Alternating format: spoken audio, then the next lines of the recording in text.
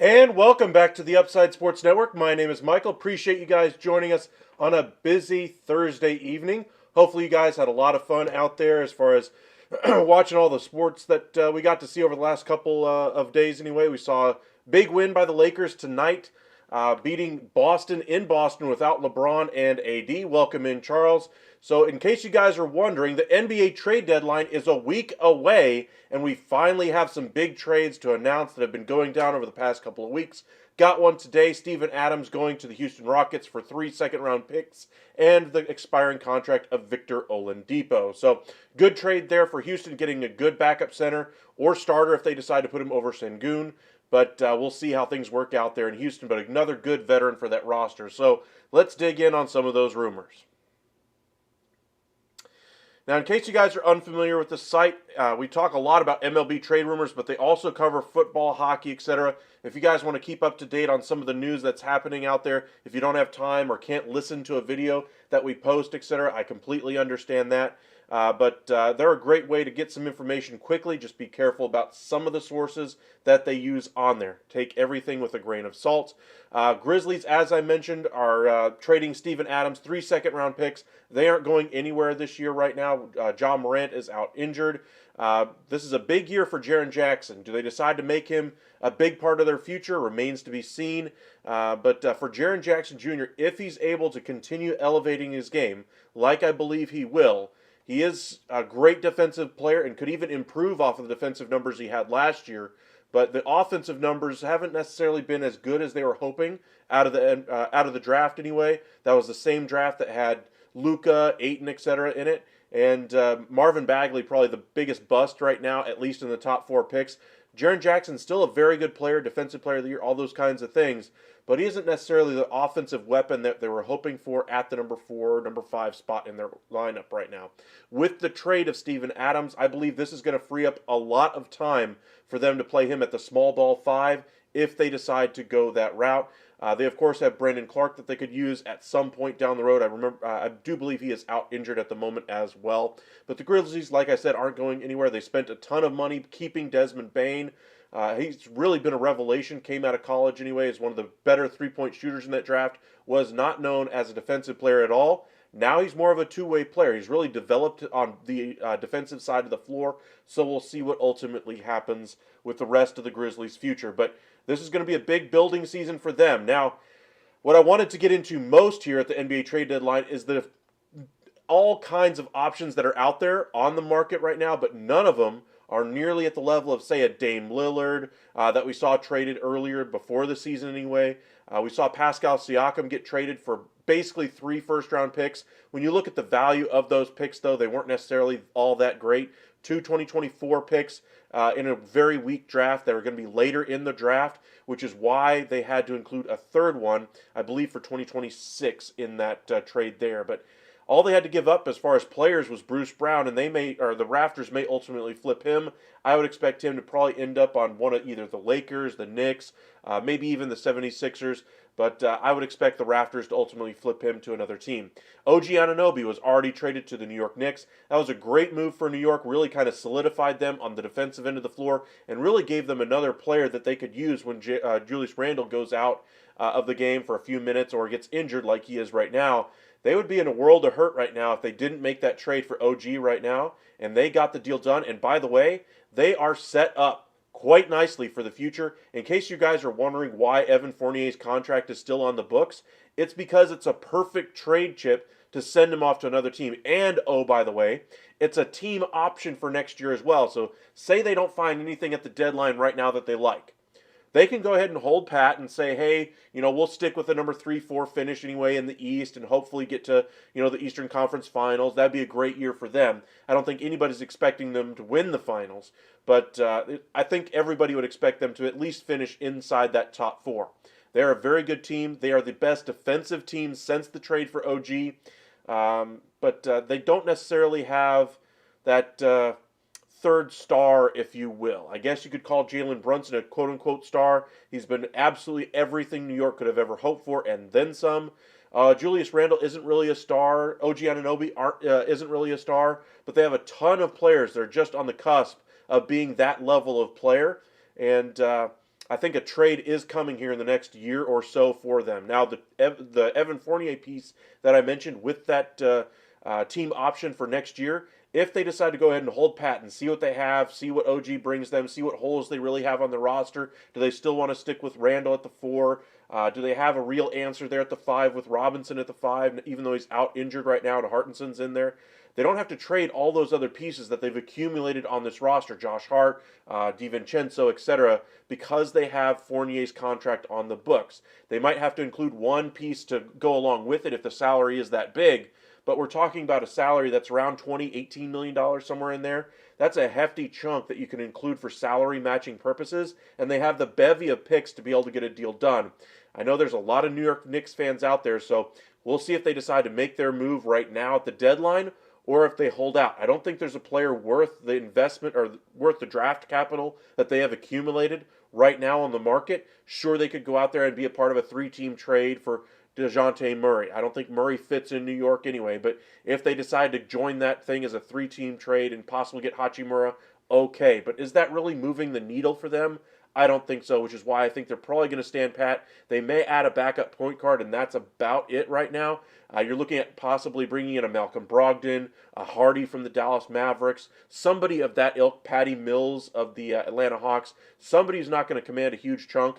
I know a lot of people out there are saying, hey, they could go out there and bring in Kyle Lowry if he's bought out, all those kinds of things. I'd pump the brakes on that one. I think they want more of an energy guy to come in. Think of what IQ brought to them earlier this season. They've really been missing that since the trade, so we'll see if they decide to bring in another dynamic point guard who can run things on that second unit when Brunson is on the bench. So Josh Hart doesn't really do that job, and they really need to get somebody who's more of a floor general and has a little bit of a scoring punch as well. IQ is more of a pass and shoot kind of a guy, 50-50. He wasn't necessarily pass 90% of the time, shoot 10%.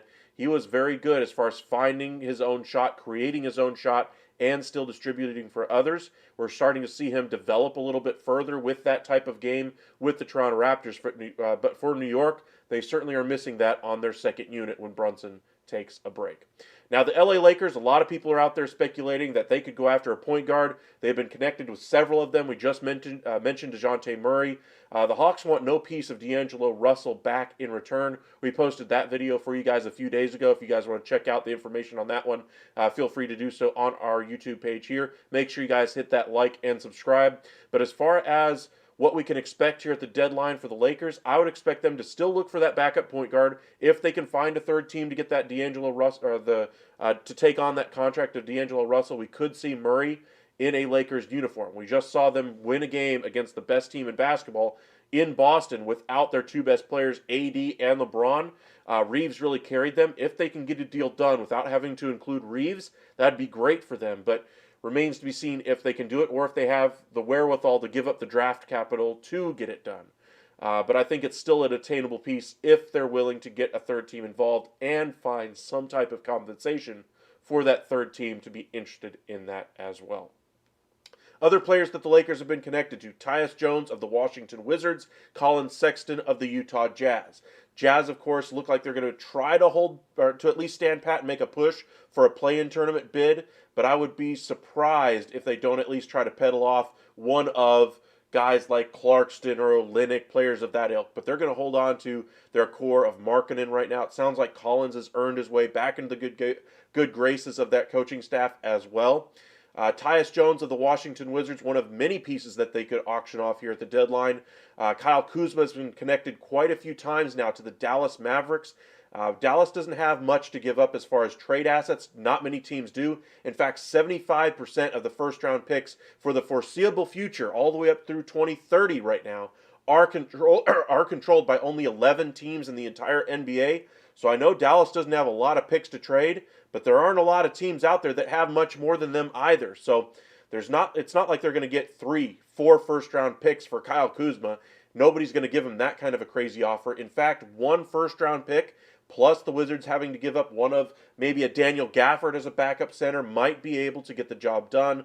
And even in this market, maybe they're going to have to agree to taking a somewhat depressed return back because there's just not that many picks out there left to acquire. Now, sure, you could try to peddle him off to a team that already has those picks, but most of those teams aren't willing to trade those picks right now because they're not a contending team. They want to try to hold on to those picks and develop their talent from within. They might take on salary to acquire more picks. They're not looking to offload those picks.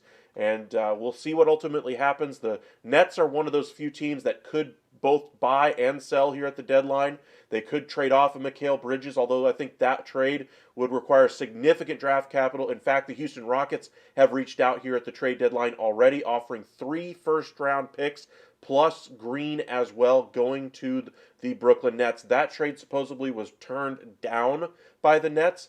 That's not been confirmed whether or not that was the full return or if that even all of those pieces were in that. But it sounds like at least 3 first-round picks were part of that trade package for Mikal Bridges as far as what the Rockets were willing to offer it up. We just saw them acquire Steven Adams. I would not be surprised if the Rockets tried to push their chips a little bit more towards the center because they do now have a very good point guard in Fred VanVleet. They have a ton of young talent already on that roster, but none of it knows how to win. So they're looking to kind of get this thing going in the right direction once again and be back into contention in the Western Conference. But speaking of the Dallas Mavericks that we just spoke of it just a moment ago, they're still looking to add here at the deadline. There's a number of teams that they could look to make a move with. Pascal Siakam was one of the pieces that they were supposedly considering at the trade deadline. I don't think there was any way they were going to be comfortable with the salary requirements Pascal Siakam was going to require once he hit free agency this offseason. He was going to be looking at a max type of a deal, and I don't think Dallas would have been comfortable with that on their books. When you look at their salary structure right now, Luka is going to be a free agent in 2027, I believe. And that doesn't really line up with having to have Siakam on your books through 29 at almost a $60 million number for that final year.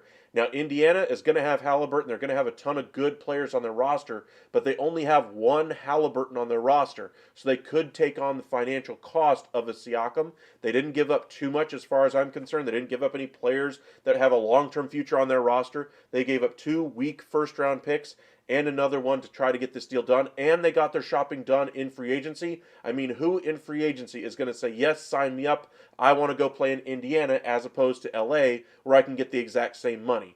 Sorry, the LA market always seems to win out in those types of situations. So Indiana went out and got the job done so that they could offer 1 extra year and more money than any other team. And I think Siakam is really about getting his money right now so that they got that deal done in order to get it all squared away before the offseason. So good deal there for the Indiana Pacers. Good deal there for the Raptors as they got some draft capital back, which they didn't necessarily get back in the OG Anunoby deal.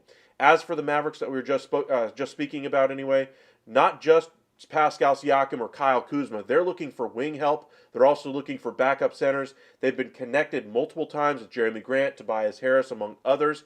We'll see who they ultimately bring in. I know that in the offseason there's, pie in the sky, Maverick dreams, hopes are hopefully getting Mikal Bridges. I think he'd be a great get, don't get me wrong, but I think that's the exact wrong move for this organization. They need to get better. They need a better player, obviously, on this roster at the wing position. Somebody who can bring some length to this lineup. And Mikal Bridges is a great piece.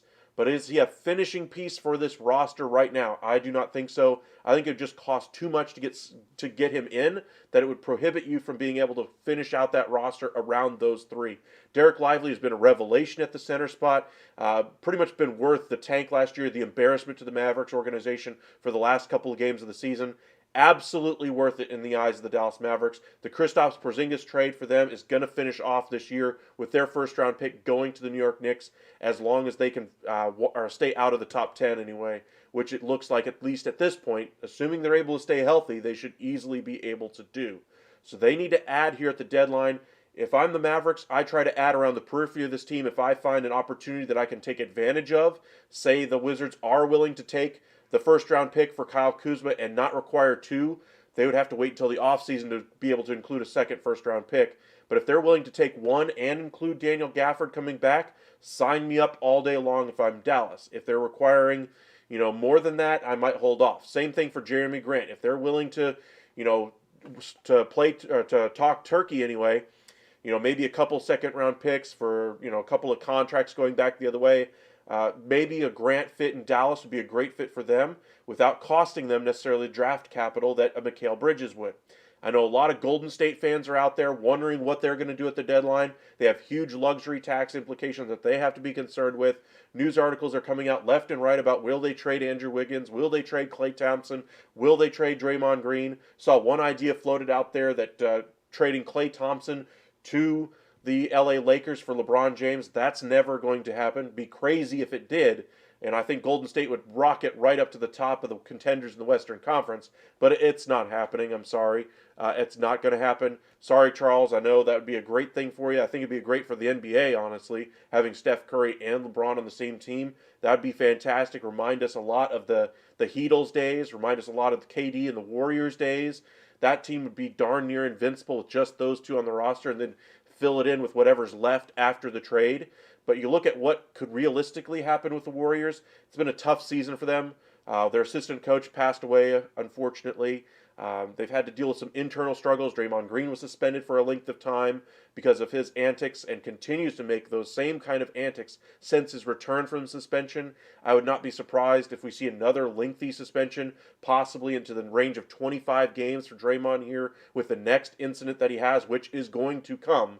But Draymond very well could be, playing his way out of the NBA if he keeps up with these antics isn't the right word. If he keeps up with these demonstrations on the floor. Cleanest way I can put it. As for the Andrew Wiggins argument, what exactly is going to happen with him? I know a lot of Golden State fans are out there saying, oh, he's got all kinds of value. What are you talking about? I understand it's a down year, injuries, all that. I'm sorry. We're talking about a guy who played, 30 games last year, missed some time already this year. His numbers are absolute garbage this year, and that contract does not get smaller. We're talking about a guy who, if he doesn't figure things out, is going to be the worst contract in the entire NBA. There are contracts out there like Ben Simmons, an absolute albatross. There are contracts out there like John Collins before this, recent stretch of good play with Houston, or with the Utah Jazz anyway. That contract was one of the worst in the entire NBA.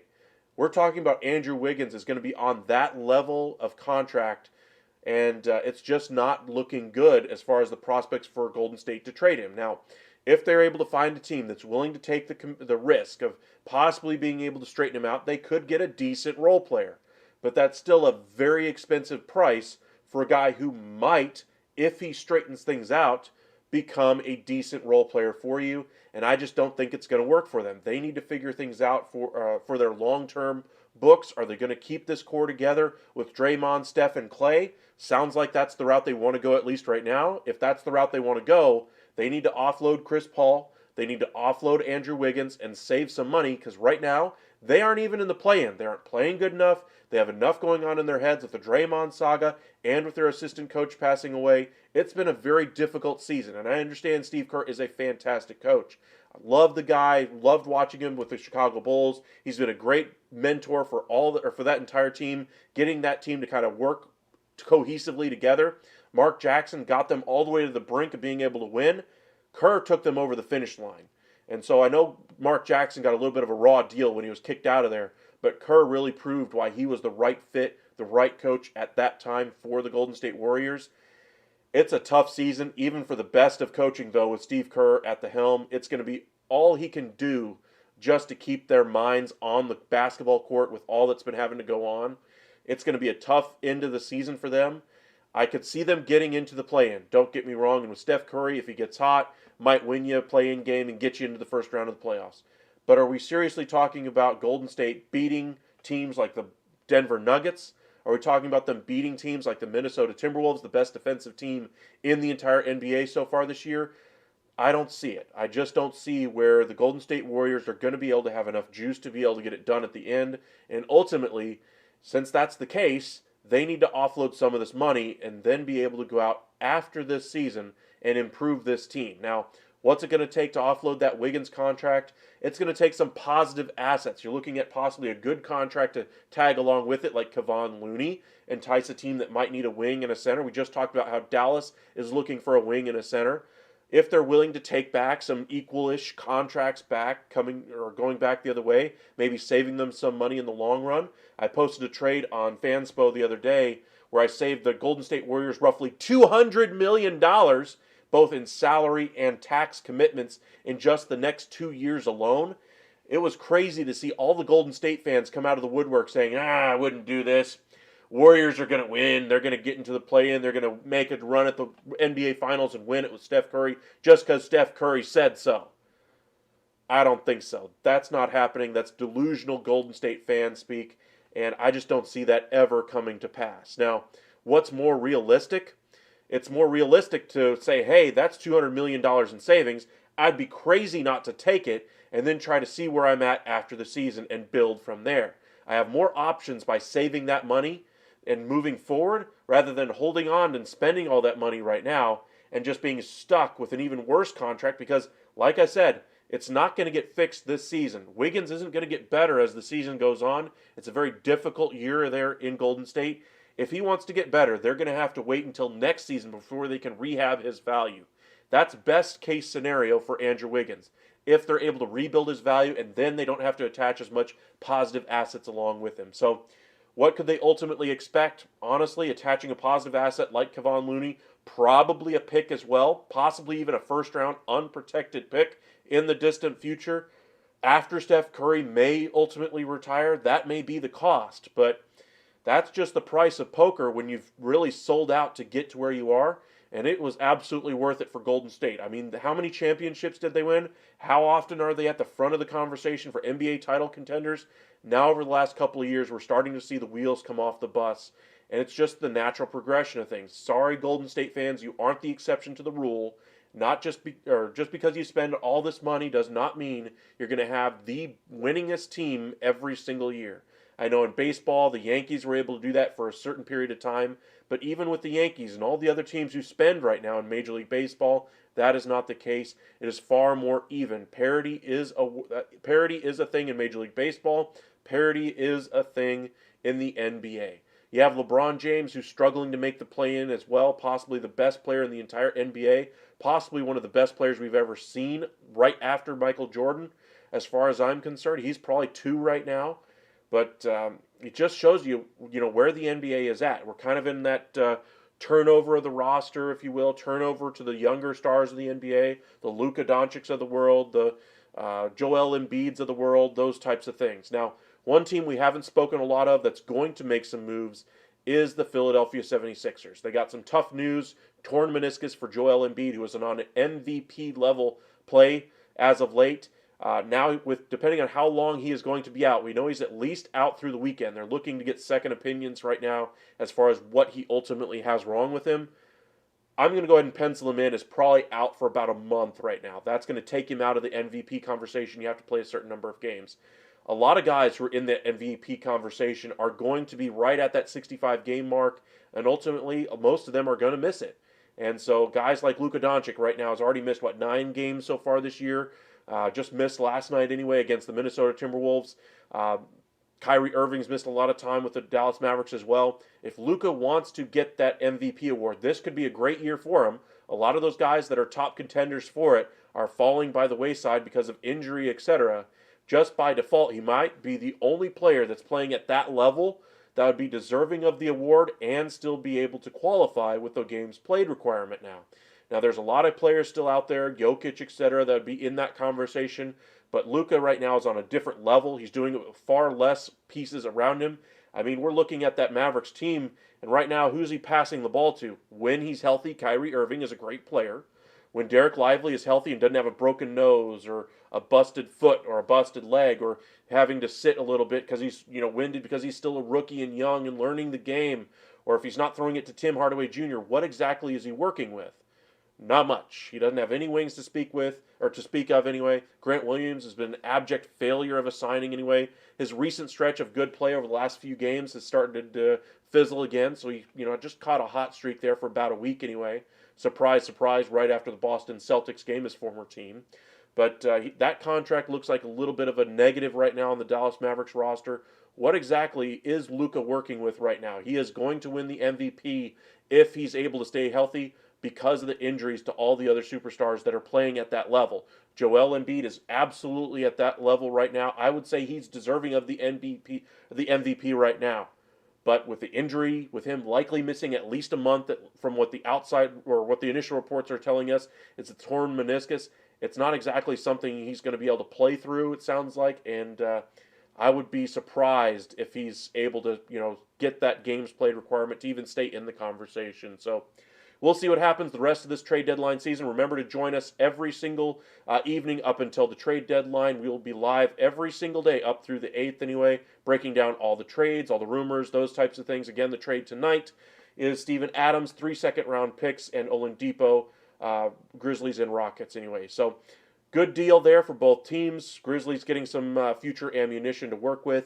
And we'll see what else they ultimately decide to do. Maybe the surprise of the trade deadline season could even come from the Grizzlies moving on from Jaren Jackson if they can get the draft capital back that they want. I don't think they'll do it, but that could be a surprise that none of us had on our bingo card. We just saw a trade in Major League Baseball. We had Corbin Burns as one of the guys we expected to be traded all off season. And ultimately, we with all the acquisitions that the Brewers had made in recent days, we thought, maybe they'll hold on to him, try to push things out, and try to make a trade at the deadline. Well, no, they finally got the deal done.